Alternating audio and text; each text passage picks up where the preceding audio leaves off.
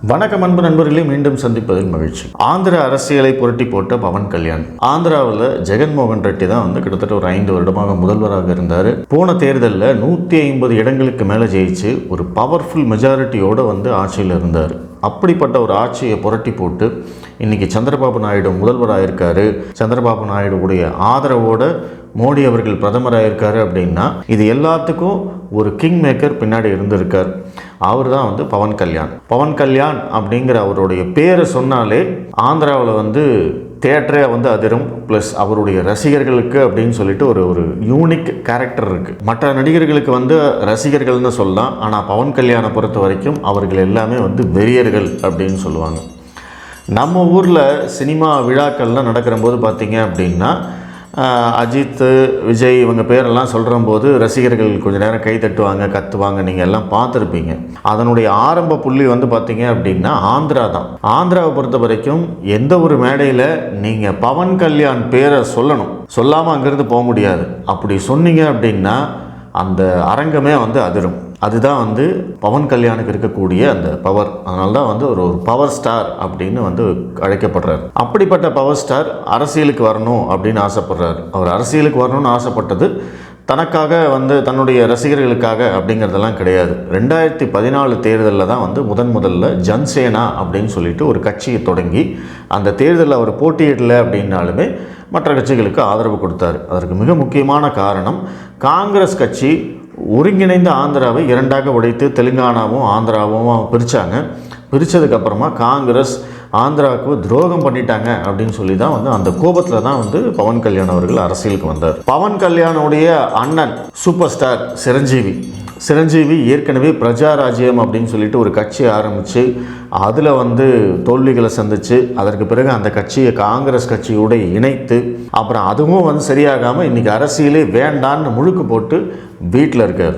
Plus அவர் படங்கள்லாம் நடிக்க ஆரம்பிச்சிருக்காருன்னு வச்சுக்கோங்களேன். இப்படி அவருடைய குடும்பத்திலேயே ஏற்கனவே அரசியலால் ஒரு தோல்வியை சந்தித்த ஒருத்தர் இருக்கிற போது பவன் கல்யாண் தைரியமாக ஒரு பார்ட்டி ஆரம்பிக்கிறாரு. அதுதான் பார்த்திங்கன்னா ஜன்சேனா பார்ட்டி. 2019 ஜன்சேனா பார்ட்டி தேர்தலில் போட்டியிடுறாங்க. அந்த தேர்தலை பொறுத்த வரைக்கும் போட்டியிட்ட இடங்கள் எல்லாத்துலேயுமே தோல்வி. பவன் கல்யாணே பார்த்தீங்க அப்படின்னா வெறும் 6% வாக்கு தான் வாங்கியிருந்தார். அதனால் நிறைய கேலி கிண்டலுக்கு உட்படுத்தப்பட்டார். அரசியல் கட்சிக்காக செலவு பண்ணதில் கடனாளியானார். அந்த நேரத்தில் பார்த்தீங்கன்னா அவர் ஒரு தொடர் தோல்வியில் இருந்தார் அப்படின்னு தான் சொல்லணும். அதற்கு பிறகு தான் நான் சொன்ன மாதிரி ஜெகன்மோகன் ரெட்டி ஆட்சி வருது. ஜெகன்மோகன் ரெட்டி ஆட்சிக்கு எதிராகவும் இவர் நிறைய இடத்துல குரல் கொடுத்துருக்காரு. ஜெகன்மோகன் ரெட்டி முழுக்க இந்து கோயில்களுக்கு எதிரான நடவடிக்கைகளை எல்லாம் எடுக்கும்போது வீதிக்கு போராடினதும் பார்த்திங்கன்னா பவன் கல்யாண் தான். ஆந்திராவில் வேறு எந்த கட்சியும் இந்து கோயில்களுக்காக வெளிப்படையாக குரல் கொடுத்ததே கிடையாது.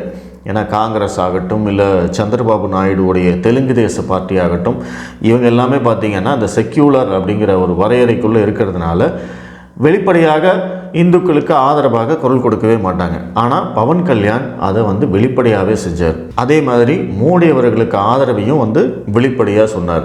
அந்த சமயத்தில் தான் ஜெகன்மோகன் ரெட்டி ஆட்சியுடைய அவலங்கள் அதிகமாகிட்டே போகுது. கடுமையான விலைவாசி உயர்வு ப்ளஸ் ஜெகன்மோகன் ரெட்டியோடைய அட்ராசிட்டிஸ் இது எல்லாமே சேர்ந்து பார்த்திங்கன்னா பவன் கல்யாண் ஜெகன்மோகன் ரெட்டியை மிக அதீதமாக எதிர்க்க ஆரம்பித்தார். களத்தில் நிறைய போராட்டங்கள்லாம் பண்ணார்.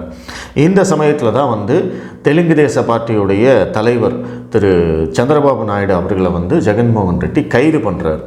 அப்படி அவர் கைது பண்ணப்பட்ட போது அவருக்கு நேரடியாக போய் ஆதரவு கொடுத்தது யார் அப்படின்னா பவன் கல்யாண் மட்டும்தான். அவருக்கு ஆதரவு கொடுத்தது மட்டும் இல்லாமல் சந்திரபாபு நாயுடு அவர்களுடைய குடும்பத்தோடு சேர்ந்து நின்று அவருக்காக போராடினார். ஆந்திராவை பொறுத்த வரைக்கும் சட்டசபை தேர்தலும் பாராளுமன்ற தேர்தலும் ஒரே நேரத்தில் தான் நடக்கும்.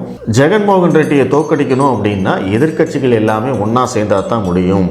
இல்லைன்னா ஜெகனுக்கு எதிரான வாக்குகள் சிதறும் போது மறுபடியும் ஜெகன்மோகன் ரெட்டி வெற்றி பெறுவதற்கான வாய்ப்பு இருக்கிறது அப்படிங்கிறது தெரிந்து கொண்ட பவன் கல்யாண் என்ன பண்ணுறாரு அப்படின்னா நேரடியாக சந்திரபாபு நாயுடுவை பார்த்து, நான் உங்கள் கட்சியோட கூட்டணி வச்சுக்கிறேன், இந்த தேர்தலில் நம்ம இணைந்து போட்டியிடலாம் அப்படின்னு அவரை கன்வின்ஸ் பண்ணுறாரு. அதே மாதிரி நம்ம பாஜகவோட கூட்டணி வைக்க வேண்டியது ரொம்ப அவசியம். மத்தியில் பாஜக தான் திரும்பவும் ஆட்சிக்கு வரப்போகுது. ஆந்திராவுக்கு சில நல்ல விஷயங்கள் செய்யணும் அப்படின்னா கண்டிப்பாக நம்மளுக்கு மோடியுடைய ஆதரவு தேவை.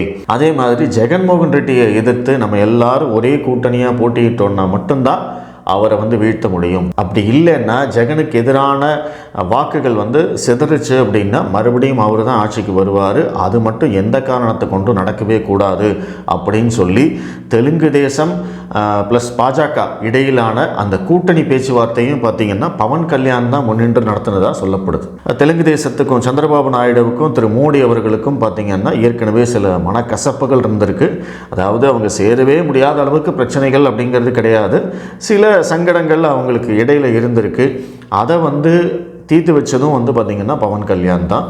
அப்படி அவங்க 2 பேருக்கும் இடையில் இருக்கிற பிணக்குகளை தீர்த்து வச்சு தெலுங்கு தேசம், பாரதிய ஜனதா கட்சி, ஜனசேனா கட்சி இந்த 3 கட்சிகளுக்கும் வந்து கூட்டணியாக இந்த தேர்தலை சந்திக்கிறதுக்கு ஒரு மிக முக்கியமான காரணமாக பவன் கல்யாண் தான் இருந்திருக்கார். இந்த கூட்டணி பேச்சுவார்த்தையில் தொகுதி பங்கீடுல எல்லாம் வந்து சில சிக்கல்கள் வந்த போது தங்களுடைய கட்சியுடைய தொகுதியை வந்து விட்டு கொடுத்து நான் வந்து குறைஞ்ச தொகுதியில் போட்டிக்கிடுறேன், நீங்கள் வந்து இந்த தொகுதியை எடுத்துக்கோங்க அப்படின்னு சொல்லி இந்த கூட்டணி எந்த விதத்துலேயும் வந்து உடையாத அளவுக்கு வந்து ஒரு பாண்டு கிரியேட் பண்ணதும் வந்து பார்த்திங்கன்னா பவன் கல்யாண் தான். இந்த சட்டமன்ற தேர்தலை பொறுத்த வரைக்கும் வெறும் 21 சீட்டில் தான் வந்து பவன் கல்யாணுடைய கட்சி வந்து போட்டிக்கிட்டது.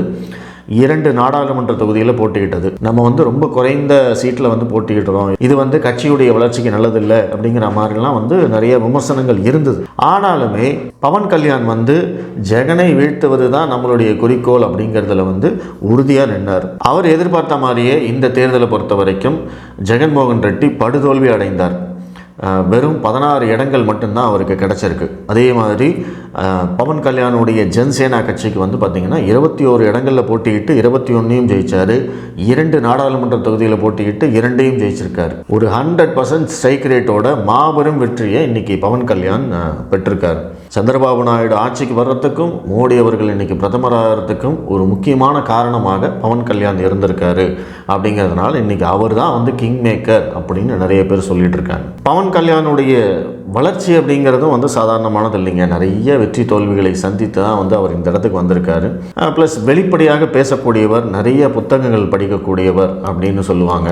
உச்சநீதிமன்றத்தில் வழக்கறிஞராக இருக்கக்கூடிய மிக பிரபலமான ஒரு வழக்கறிஞர் சாய் தீபக், அவரை வந்து நீங்கள் நிறைய யூடியூப் சேனல்ஸில், நிறைய வந்து கான்க்ளேவ்ஸில் இதில் எல்லாம் நீங்கள் பார்த்துருக்கலாம். அவருடைய பேச்சுக்கு வந்து ஒரு மிகப்பெரிய ரசிகர்கள் கூட்டம் இருந்திருக்கு. அவர்கிட்ட ஒரு தடவை நீங்கள் அரசியலுக்கு போனீங்க அப்படின்னா நீங்கள் யாரெல்லாம் வந்து சேர்த்துட்டு போவீங்க, உங்கள் கூட யாரை சேர்த்துக்குவீங்க அப்படின்னு கேட்குறம்போது அந்த 5 பேரில் பவன் கல்யாணும் ஒருத்தர். அவர் சொன்னது என்னென்னா, பவன் கல்யாண் வந்து ஒரு மிகச்சிறந்த புத்தக வாசிப்பாளர், அவருக்கு வந்து நிறைய விஷயங்கள் தெரியும், அவருக்கு வந்து இன்னும் பெரிய வெற்றிகள் காத்துட்ருக்கு அப்படிங்கிறது சொன்னார். அந்த சாய் தீபக் வந்து சொன்ன இன்னொருத்தர் பேர் வந்து பார்த்திங்கன்னா அண்ணாமலையார். அதே மாதிரி பவன் கல்யாணுடைய சொந்த வாழ்க்கையும் பார்த்திங்கன்னா நிறைய விமர்சனத்துக்கு உள்ளானது. அவருடைய திருமண வாழ்க்கையும் பார்த்திங்கன்னா நிறைய விமர்சிக்கப்பட்டது. ஆனால் இது எல்லாத்தையும் கடந்து பவன் கல்யாணுக்கு இருக்கக்கூடிய அந்த ரசிகர்கள் கூட்டம் அப்படிங்கிறது வந்து நம்மளால் கற்பனை கூட பண்ணி பார்க்க முடியாது அப்படிங்கிறது தான் உண்மை. அந்த அளவுக்கு வந்து ஒரு கிரேஸ் இருக்கக்கூடிய அந்த ரசிகர்கள் இந்தியாவில் வேறு எந்த நடிகர்களுக்காவது இருப்பாங்களா அப்படிங்கிறது நம்மளுக்கு தெரியல.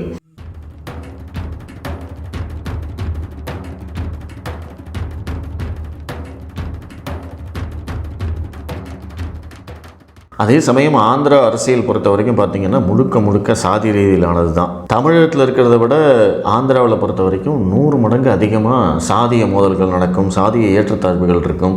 சாதி தான் வந்து பார்த்திங்க அப்படின்னா அங்கே அரசியலையே தீர்மானிக்கும், அந்த மாதிரி தான் இருக்கும். அதே அந்த இடத்துல வந்து பவன் கல்யாணும் சந்திரபாபு நாயுடுவும் கூட்டணி வச்சது வந்து பார்த்திங்கன்னா ஒரு மாஸ்டர் ஸ்ட்ரோக் அப்படின்னு சொல்லி நிறைய அரசியல் ஆய்வாளர்கள் வந்து கருத்து தெரிவிச்சிருக்காங்க. ஸோ நிறைய தோல்விகளுக்கு பிறகு பவன் கல்யாணுக்கு கிடைத்திருக்கக்கூடிய இந்த வெற்றி வந்து பார்த்திங்கன்னா மிகப்பெரிய அளவில் கொண்டாடப்படுது. அந்த வீடியோஸ் எல்லாமும் நீங்கள் நிறைய பார்த்துருப்பீங்க.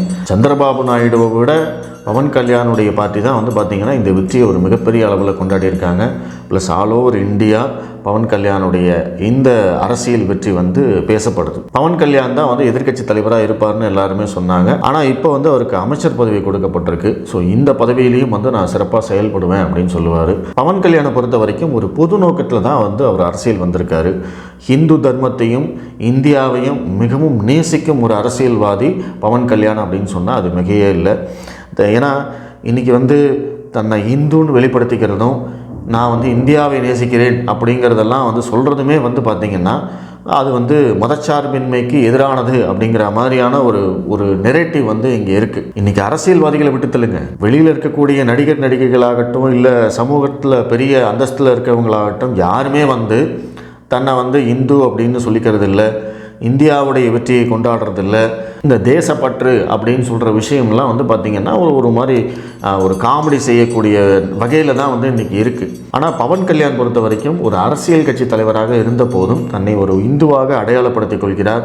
இந்து மதத்துக்காக நான் போராடுவேன், இந்து தர்மத்துக்காக நான் போராடுவேன், ப்ளஸ் இந்த தேசம்தான் எனக்கு முக்கியம் அப்படிங்கிறதெல்லாம் வந்து தொடர்ச்சியாக வந்து வெளிப்படுத்திகிட்டு இருக்கார். இது வந்து ஒரு வரவேற்கக்கூடிய விஷயம். மொத்தத்தில் பவன் கல்யாணுடைய இந்த வெற்றி மிகப்பெரிய கொண்டாட்டத்துக்குரியது. அவருடைய அரசியல் எதிர்காலம் எப்படி இருக்கும்னு நம்மளுக்கு தெரியாது. தொடர்ச்சியாக வந்து மேலெழுந்து வருவாரா, ஒரு காலத்தில் நாளைக்கு வந்து நாளை முதல்வர் அப்படின்னு சொல்லக்கூடிய அளவுக்கு அவர் வருவாரா அப்படிங்கிறதெல்லாம் நம்மளுக்கு இன்றைக்கி தெரியாது. பட் அவர் தொடர்ச்சியாக வந்து சினிமா நடிப்பாரா அப்படிங்கிறதும் ஒரு கேள்வி இருக்குது. ஏன்னா இன்றைக்கி வந்து எம்எல்ஏவாக இருக்கார், ஒரு அமைச்சராக இருக்கார் அப்படிங்கிற போது அதையும் மீறி சினிமாலையும் நடிப்பாரா அப்படிங்கிறது தெரியல. ஆனால் அவருடைய ரசிகர்களுக்கு வந்து பார்த்திங்கன்னா கண்டிப்பாக அவர் சினிமாவில் நடிக்கிறது தான் வந்து மகிழ்ச்சியை கொடுக்கும் அப்படிங்கிறதையும் சந்தேகம் கிடையாது. மீண்டும் இன்னொரு நிகழ்ச்சியில் சந்திப்போம். நன்றி, வணக்கம்.